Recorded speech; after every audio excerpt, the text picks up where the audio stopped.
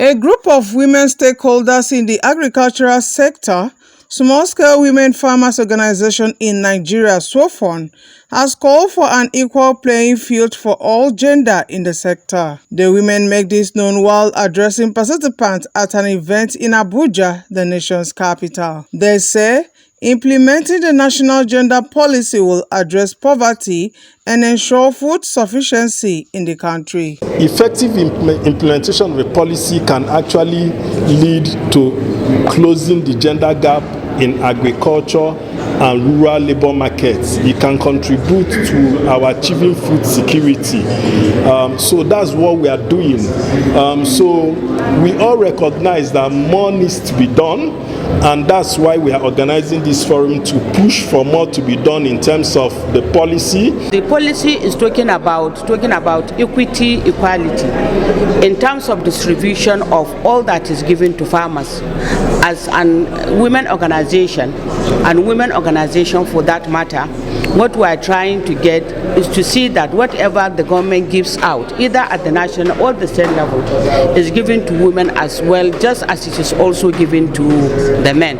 So the national policy, if it is fully implemented, is really going to assist the women farmers, because all the challenges that we have, talking about unavailability of farming inputs, talking about grants, talking about any other thing you think as far as farming is concerned, that is usually given as an assistance to farmers, doesn't go to women as it goes to the men.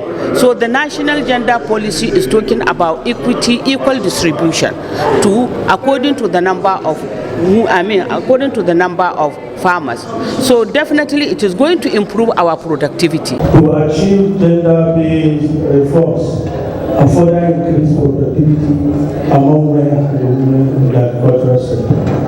Indeed, the stakeholders are policymakers whose actions and inactions are directed bearing or actualization or performing execution of such policies after initiation. The Honorable Minister of Agriculture and Food Security, Senator Abuja, is optimistic of the national gender policy in agriculture that is expected to reduce the vulnerability of women in agriculture that will bridge the gender gap. The policy seeks to address the unequal gender power relations in the agricultural sector because there are huge gender inequalities in the sector. Women are the gatekeepers of food security, but their access based to inputs is abysmally low. So this policy seeks to address the gender disparities in agriculture. The policy has 11 objectives. One of the objectives, the first objective, is to ensure gender competencies and demonstration of the policy. You will note that the policy was developed along with its legal frameworks and in line with the provisions of the National Gender Policy by the Federal Ministry of Women Affairs, protocols and treaties signed by the federal government on gender mainstreaming and women empowerment. This is also inclusive of the 1999 Constitution as amended, which tends to provide equality of women empowerment, bridge gender gap thereby enhancing food security.